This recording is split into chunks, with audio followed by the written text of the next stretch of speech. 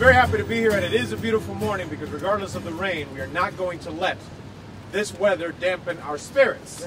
Yeah. And the reason we're not going to let them dampen our spirits is because we are here with a very simple message, and a message that I'm happy that I've been communicating the last couple of years in the Senate, but many people behind me have been fighting, saying this message for more than just a couple of years. When we talk about drug addiction, we must approach it as a public health issue and not a criminal justice issue. That's right. And this is what was said on the floor of the Senate just a few months ago when we voted. Now, let me back up for a second.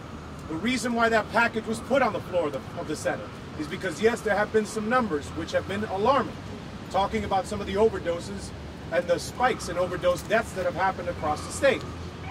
But the good news here is that there is an approach. There are things that we can do, not to go back to the bad old days of the Rockefeller drug laws, not back to a more hard, as we say in Spanish, mano dura contra el crimen. One more time. Mano dura contra el crimen is not the way to go, because that's a tough, harsh penalties. They do not work. They do not make people healthier. They do not make our communities safer. But an approach for public health as opposed to criminal justice is the way to go. And so what we're doing here today is repeating a message that many of the folks behind me have been talking about for a long time. Approach this as a public health issue. Think about harm reduction. Think about ways in which we can help our communities. That's the way to make us safer. That's the way to make people healthier. Don't put more people in prison. And we make sure that we're going in the direction that we have been going for the last couple of years. We're going to continue down this road, and regardless of the weather, we're going to make sure that we take this message back to Albany in January when we go. And I'm very thankful to have colleagues here in the City Council that believe in exactly the same thing. So thank you for being with us here this morning. Let's make sure that we continue this message. Public health, not criminal justice. Thank you. But let me just say this.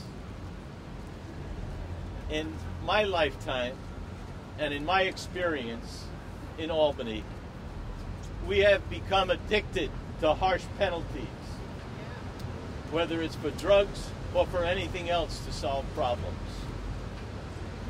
What has it done? It certainly hasn't done anything to solve the addiction problem. Otherwise, Rockefeller would have worked. And we know it didn't work because we had more addiction under Rockefeller than we ever did before. As a matter of fact, the jails were full of black and brown people addicted to drugs over many years.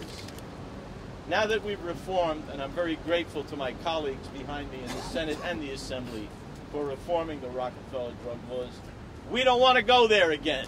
Yeah. And we're not going to go there again. We're not going there. But what we have to do is to make sure that my colleague Jeff Dinowitz is here, the sponsor of the naloxone bill. We have to make it more available. More available, not less available, not only to first responders, not only to family, but readily available so people don't die of overdoses. I was very pleased to be able to be one of the first ones on board to help pass the Good Samaritan law. Yes, yes, yes. And we saved a lot of lives with that law. And now we have to do more because you heard about prescription drugs. Now they talk about marijuana being a gateway drug.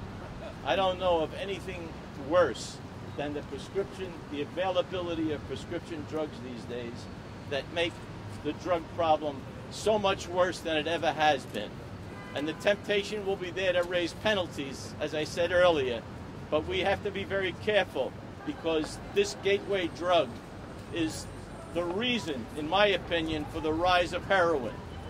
Because prescription drugs are just too expensive to buy on the street. Heroin is $5 a bag. And it's cleaner than it was in the old days. So, ladies and gentlemen, vocal New York, be more vocal. Let the message go out. We have to deal with this problem sensibly, as Assemblyman Simbrowitz told you. We have to have insurance that makes sure that anybody who wants to be treated for drug addiction can get treated. That's the first priority. We have to have that. and then we will prevail. But we cannot, and we will not, raise harsh penalties in order to get this done. It just doesn't work. Thank you very much. Thank you, sir. Thank you, sir.